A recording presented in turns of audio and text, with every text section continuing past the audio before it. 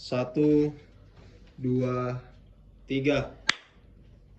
Assalamualaikum warahmatullahi wabarakatuh.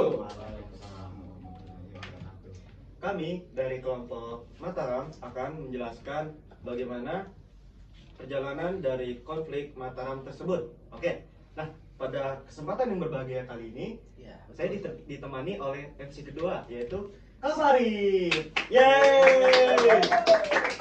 Dan juga kita kedatangan nih tamu spesial. Nah, tamunya siapa aja sih Kak Farid? Itu siapa ya? Siapa ya kira-kira? Kan kita lagi mau bahas tentang sejarah nih ya, sejarah Mataram kan. Sejarah Mataram. Nanti tamu yang kita undang otomatis ada hubungannya sama sejarah dong ini ya? Iya dong. Nah, Apa tuh, Bray? tamu yang akan kita undang ini adalah tamu dari sebelah satu juga loh. Siapa tuh kira-kira? Dua-duanya sebelah satu nggak sih? Atau beda nih? Dua-duanya sebelah satu? Oh, atau sebelah beda-beda satu. gak ya? Mari kita perkenalkan. Ini dia Kak Sejarawan Davin nih dan- guys ya. Davin dan Nopis. Oke. Let's go. Ya, perkenalkan, saya Adi Rizky. Di sini saya sebagai contoh sejarawan dari kelas 11 saat ini. Oke. Oke, perkenalkan nama saya Davin Marcel Kuning, absen 12. Perkenalkan juga saya sebagai calon sejarah kedua juga. Wih. Nah, Sejarah nih, sejarawan. iya guys, ini berdua titelnya sejarawan ya, tapi duplikat ya guys ya, bukan sejarawan asli karena mereka berdua akan membahas tentang hanya seputar Mataram dan bukan sejarah-sejarah luas ya guys ya. Tapi sebelum kita bahas dengan lebih dalam, kita tanya-tanya dulu nih perjalanan mereka dari pas berangkat dari rumah ke sini, ada kendala atau enggak nih? Atau Iya, gimana nih? ada apa-apanya nih? Oke, Kak Davin. Ya, gimana deh ke Davin dulu silakan. Nah, sebenarnya sih tadi saya pergi ke sini dengan santai ya, dengan nggak ada hal-hal lain gitu. Mungkin beberapa hal pengganggu kayak keterlambatan atau karena banyak macet di sini nih. Sawangan tuh banyak banget macet gitu. Oh, Biasa pemerintah Depok. Nah, jadi udah segitu aja sih. Oh, Kalau saya sendiri tadi ya, tadi sempat hujan sih. Oh, Jadi hujan ada ya? kendala, ya gitu aja. Oh, tapi untungnya nih guys ya, nggak ada yang telat nih, luar biasa sekali. Betul. Tepat waktu loh. Tepat waktu Respect, masih respect. kalian nih ya. Kedisiplinan waktu. Oh ya, betul nih. Foto udah aman ya? Udah aman, udah aman, udah aman. aman. Oke. Nggak ada yang lapar-lapar kan ya? Ada. Nanti kalau misalnya ada yang lapar-lapar tiba-tiba kriuk-kriuk nih di tengah Iya, jalan. betul ya, oke. Aduh.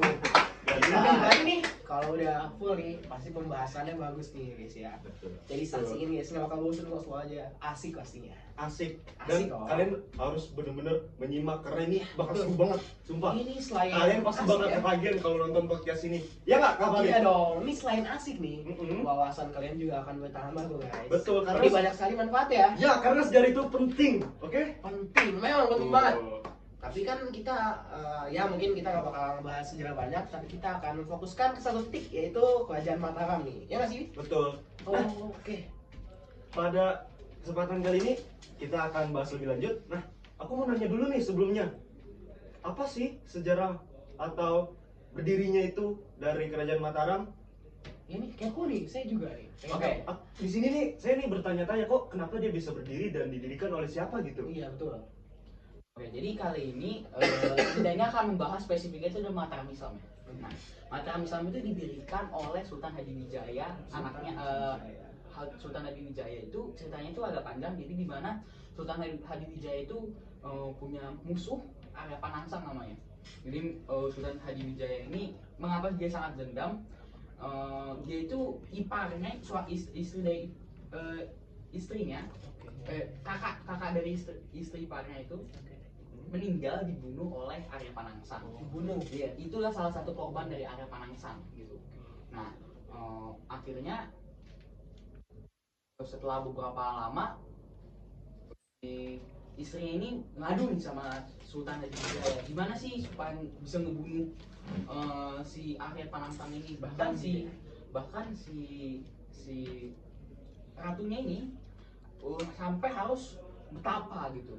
Sampai betapa dia dibunuh. Dia sangat lama sampai dia itu betapa sangat lama sampai Arya Panangsang tuh mati. Nah, untuk menghargai usahanya itu, akhirnya Arya Panangsang itu dibikin sayembara gitu. Siapa yang bisa membunuh mereka, si Arya Panangsang ini akan akan dikasih imbalan, yaitu 2 tanah. Nah 2 tanahnya itu adalah Parajang sama Mataram. Nah akhirnya setelah sekian lama muncullah 4 pendekar, 4 orang yang berani akhirnya untuk membunuh Arya Panangsang. Nah itu pertama itu ada Ki Ageng Pamanahan, juga ada Danang Sutawijaya, ada Ki Punjawi, dan akhirnya ada Ki Jurumatani. Oke. Nah setelah sekian lama berperang, akhirnya mereka berhasil untuk membunuh Arya Panangsang. Nah tapi kenapa sih tadi Arya Panangsang itu sampai harus dibunuh? Kenapa tuh? Jadi sebenarnya sebelum ada kerajaan Mataram Islam ada kerajaan Demak. Kerajaan Demak. Iya. Oke. Kerajaan Demak ini akhirnya runtuh ketika banyaknya sekali penyelewengan kekuasaan, salah turun tahta, dan yang menganggap, dan Arya Panangsang ini menganggap seharusnya dia yang menjadi penerus kerajaan Demak. Nah akhirnya setelah dia dendam, akhirnya dia membunuh itu semua dan akhirnya dia kabur. Nah itu iya, ketidakpuasan. Nah akhirnya itu yang membuat dendam kepada si Sultan Hadiwijaya. Nah setelah sekian lama nih Arya Panangsang ini mati guys. Mati dibunuh oleh salah satu dari 4 orang tadi nih yang namanya Danang Sutawijaya. Danang Sutawijaya. Nah tapi kenapa sih harus 4 harus dibikin sayembara? Apakah nggak cocok apakah si Sultan Hadiwijaya ini nggak cukup kuat untuk membunuh Arya Panangsang? Ternyata enggak. Ada alasan yang kuat gak? Ada. Karena apa? Karena pada saat itu masih diterapkan Hinduisme, di mana kasta itu penting banget. Nah, di mana king atau raja itu sama seperti dewa gitu. Overpower. Nah, dan Arya Panangsang ini hanya adipati atau kayak pemimpin kecamatan gitu. Atau mungkin adipati itu di atas kecamatan. Mungkin lebih besar lagi kecamatan daerahnya. Nah, dan akhirnya setelah karena Hinduisme ini mereka nggak bisa bahwa raja langsung membunuh adipati gitu kan. Rendahan banget loh. Berbeda gitu kayak rendah kayak kaki gua aja lah cium gitu. Nah, gitu. Jadi akhirnya Danang Sutawijaya ini yang membunuh si Arya Panangsang. Nah, tapi yang lucunya adalah yang mendapat tanah yang Parajang sama Mataram ini adalah Ki Ageng Pamanahan dan Ki Jurumatasi. Nah, itu karena menurut Sultan Hadiwijaya mereka yang layak, karena mereka berpikir ini udah paling tua nih, di atas Danang Wijaya sama si temannya satu lagi gitu. Nah akhirnya si Ki Ageng Pamanahan ini dikasih daerah Parajang. Nah dan satunya lagi Ki Jurumatani dikasih daerah Mataram. Parajang dan Mataram ya. Iya. Tapi si pembagi kekuasaan ini, si Sultan Hadiwijaya ini membagi menurut salah satu pemegang ini tidak adil. Tidak adil. Karena Mataram itu yang dipimpin oleh Ki Jurumatani itu adalah kota yang udah maju. Kayak dibandingannya daerahnya itu adalah Jakarta sama Maumere gitu. Ada kesenjangan Kesenjangan banget. Jauh ya? Maumere itu masih hutan-hutan, gunung-gunung, masih banyak yang Sedangkan yang satu ini sudah sementara metropolitan. udah tinggi-tinggi gitu. Jauh. Jauh. Bahkan di Maumere aja sekarang masih belum ada mobil kan. Nah, gitu. Jadi tapi menurut si penguasa Parajang ini adalah pembagian yang adil gitu. Nah, akhirnya mereka ini bekerja sama untuk menghancurkan tanaman-tanaman di daerah Parajang ini. Karena dulu itu daerah Parajang itu masih pedalaman. harus dihancurkan. Harus dihancurkan, dibikin sebuah ladang besar untuk pertanian, untuk pembangunan atau sebagainya. Nah, jadi mereka ini banyak banget tugas gitu. Tugas nggak sih? kita kan punya tugas ya, Rit, ya? Iya, tugas. Tapi gue Astaga. sibuk banget. Gue juga nggak bisa ngatur waktu nih, Rit. Susah banget ya waktu ya. Iya, kayak Bentar. susah Kita kan banget ya. ada sejarawan nih. Mereka sebelum jadi sejarawan pasti mereka nih pintar ya, ngatur waktunya ya. ngalamin kayak kita juga Iya. nggak sih? Terus ngatur waktunya. Wah, pasti pintar nih. Gimana sih? Oh iya. Nah, betul saran juga. saya sebagai sejarawan adalah hitung hari-harimu supaya kamu tahu seberapa cepat hari itu berlalu dan supaya kamu jadi lebih cepat bijaksana. Wah, bagus banget itu kata-kata itu ya. Tapi Rit, ada pepatah gitu gak sih yang mengatakan untuk mengatur waktu gitu atau memanage gitu? Dan tadi, Oh, kayak tadi ya? itu. Oh iya iya itu yang tadi. Ajarlah kami untuk menghitung hari-hari supaya kami menjadi bijaksana. Oh, Nah, luar biasa. Kelas sekali ya guys ya. Ngomongin hari nih, sebenarnya ini tanggal berapa sih? Tanggal berapa ya? 10 nggak sih? 10. Iya, 10. 10 ya. Iya, 10. Sebenarnya kalian tahu nggak sih tanggal? Kalian tahu kan kalender Jawa yang ada ya, Kliwon, Pagin, sebagainya. Iya. Oh, Nah itu tau nggak asal usulnya dari mana? Dari mana tuh? kurang sih. Jadi dulu pada masa kekuasaan Mataram Islam, Sultan Agung ini memiliki kalender namanya kalender Jawa. Nah kalender Jawa ini adalah hasil akulturasi dari kalender yang kalender setempat diakulturasikan dengan kalender Hijriah dan hasilnya adalah kalender Jawa yang kita kenal sekarang nih. Oh, Seperti itu. korelasi ya. Berarti Korelasi ya. berarti itu gini ya kak? Apa? Akulturasi saya- kan? iya, Akulturasi iya. ya. Korelasi ya. Ya, akulturasi berarti dia itu ada perubahan di sebuah budaya, namun tidak merubah ciri khas awalnya. Betul banget. Itu. Oh, gitu. Nah. Oke, lanjut kak. Hasil akulturasi itu masih ke bawah sampai sekarang nih. Oh iya. Tapi di beberapa kalender itu masih ada, tapi hanya ukuran sangat kecil gitu. Seperti won, page, dan lain-lainnya. pengaruh banget itu. Berpengaruh. Bahkan sampai saat Hingga ini. saat ini kita masih Wah. merasakannya gitu ya. Ya, karena Iya. Sultan Agung itu seorang karisma, memiliki karisma tinggi. Oh, luar biasa banget berarti ya. Ya, Karisma. Kan sampai sekarang masih dipakai. yes. Iya, baik. Bentar kak, ngomong-ngomong karisma, pemimpin kah atau seseorang yang kuat kah pada saat itu? Boleh diceritain nggak sih kak? Pemimpin karisma pada saat itu di kerajaan Mataram? Mau pemimpin ya?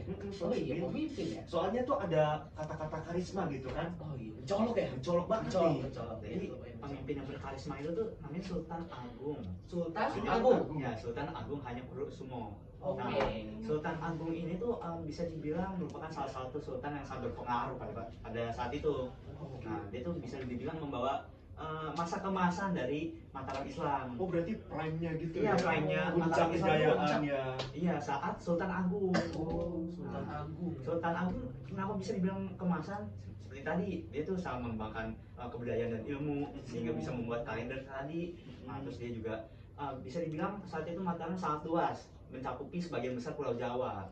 Di mana dia bisa melakukan hal tersebut karena dia mempersatukan kerajaan-kerajaan lain yang ada di Pulau Jawa seperti Kerajaan Pajang, Kerajaan Bambang, dan lain-lain. Seperti ini ya, apa pepatahnya Gajah Mada ya? katanya ya? Iya, Oh, dia ini menyatukan Nusantara ya. Wah, luar Iya. biasa banget. Gila, dampaknya gede juga ya. Jadi Iya. Sultan Agung tuh sebenarnya punya konsep di mana dia tuh seperti didewa-dewakan oleh rakyatnya, tetapi dia memiliki tugas untuk mengayomi rakyatnya. Oh, luar biasa sekali. Dengan konsep tersebut dia ingin menyatukan Pulau Jawa. Nah, saat ingin melakukan penyatuan tersebut, dia melakukannya dari daerah timur dulu. Daerah timur ya? Iya, sebenarnya untuk menyatukan ini tuh udah dari ayahnya sebelumnya, udah cita-cita sebelumnya. Oh berarti Melanjutkan meneruskan ya? ya? Iya, dia meneruskan, meneruskan. iya. Nah, dia akhirnya meneruskan itu dan akhirnya melakukan ekspansi menuju Surabaya. Oke, Nah, Surabaya. untuk menuju ke Jawa Timur. Oke, Nah, di situ di penaklukan Surabaya sebenarnya unik nih. Dia sebenarnya udah berkali-kali menyerang Surabaya, tetapi gagal terus karena Surabaya pada saat itu tuh cukup kuat. Oh, cukup kuat Iya, ya. cukup kuat. Nah, akhirnya pada serangan yang kelima dia punya ide di mana dia melakukan membendung salah satu sungai yang ada di Surabaya. Nah, Kenapa tuh membendung tuh? Nah itu strateginya Sultan Agung. Jadi membendung sungai tersebut akhirnya membuat pasokan air yang ada di kota Surabaya mengering. Bijak ya? Iya. Bijak. Nah di situ akhirnya karena kekurangan air, akhirnya muncullah penyakit karena terdapat banyak genangan. Oh. Genangan air akhirnya banyak nyamuk, akhirnya muncullah penyakit yang Pikirkan dia. iya. Luar Nah, biasa, akhirnya luar biasa. membuat kota Surabaya nih bisa dibilang lemah Nah, ketika lemah, akhirnya mereka melakukan serangan. Dan Unik akhirnya ya ini strateginya. Iya, unik unik ya. ya. Akhirnya mereka tuh bisa berhasil merebut Surabaya. Wah, luar biasa. Terbang. Nah, Keren banget sih. kan ini Jawa Timur nih udah nih, Surabaya nih. Iya. Nah, selanjutnya dia pengen melakukan ekspansi ke Jawa Barat. Jawa Barat. Nah, Oke. ya. Di Jawa Barat tuh sebenarnya ada salah satu kesultanan yang sangat besar, yaitu Sultanan Banten. Oke.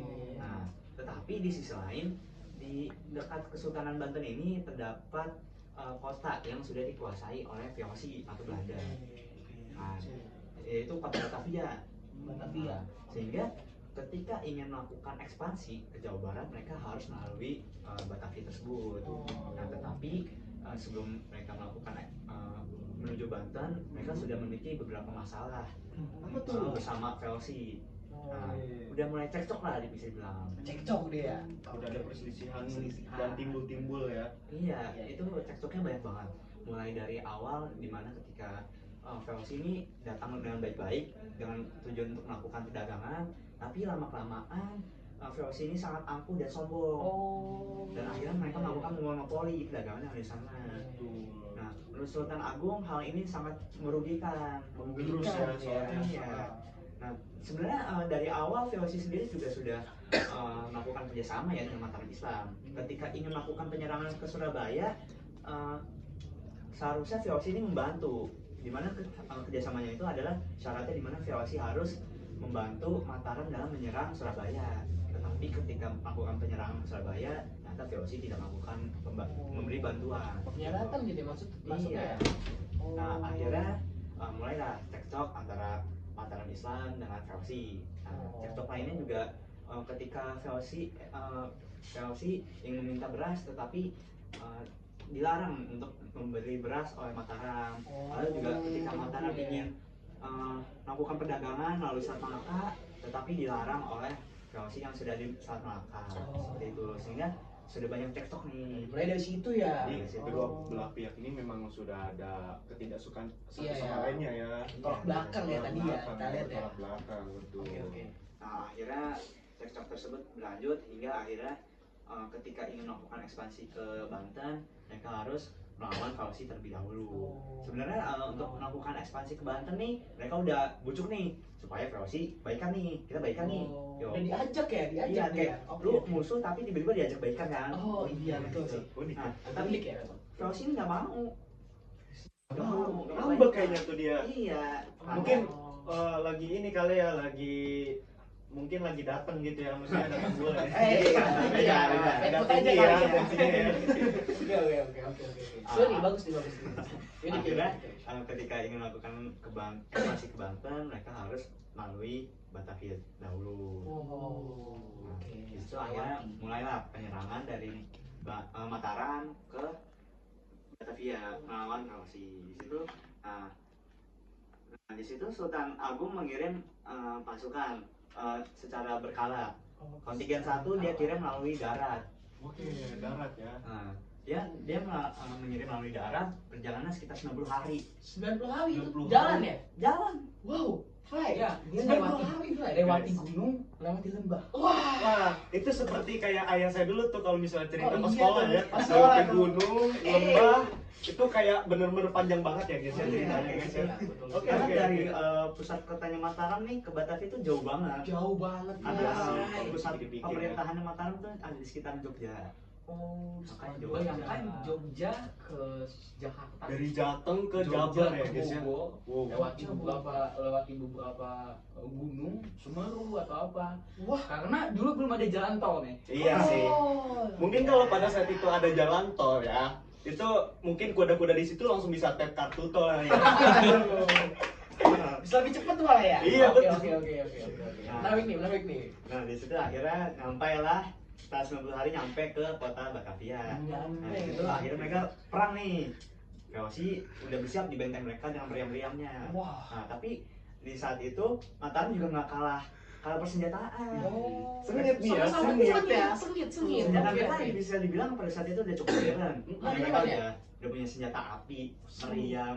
Pada saat itu kan masih agak jarang ya, tapi mereka Oh, udah iya. punya. Oh, senjata api yang diisi bubuk mesiu itu ya. Iya, diisi ulang terus ditembak. Oh. Modern banget dong berarti ya. Walaupun udah modern tapi kalau dibandingkan dengan VOC ini sebenarnya masih agak jauh. Oh, jauh. Karena- Oke, oke. Karena VOC sendiri lebih lengkap lah bisa dibilang. Berarti ketimpangan nih Pak ya. Timbangan. Sangat jauh banget ini. Akhirnya untuk menjebol benteng Hollandia yang saat itu ada di Batavia Ya, itu oke. sangat sulit. Sangat sulit. Iya, betul. Ya, sangat jadi sulit. 10.000 pasukan dari Mataram dikirim melawan Batavia, melawan VOC, itu akhirnya hanya menimbulkan tumpah darah saja. Dan kerugian pastinya ya. Iya, kerugian betul besar. sekali pasti kerugian. Nah, tetapi pada penyerangan kali ini sayang sekali pasukan Mataram belum bisa menjebol benteng Hollandia tersebut. Oh. Karena seperti yang saya sudah bilang tadi, ternyata persenjataannya VOC bisa dibilang lebih lengkap.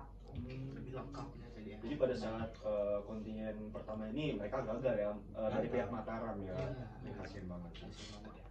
Kali kan udah bicara Adian tentang aspek bagaimana Mataram Islam itu melakukan perlawanan dengan VOC. Iya, Nah, iya. kali ini saya akan membahas tentang aspek ekonominya dari Aspek awal Mataram Islam sampai sekarang ini, sampai tadi Sultan Agung ingin melakukan perlawanan sama VOC. Oh. Nah, jadi aspek ekonominya Mataram Islam itu cukup besar ya.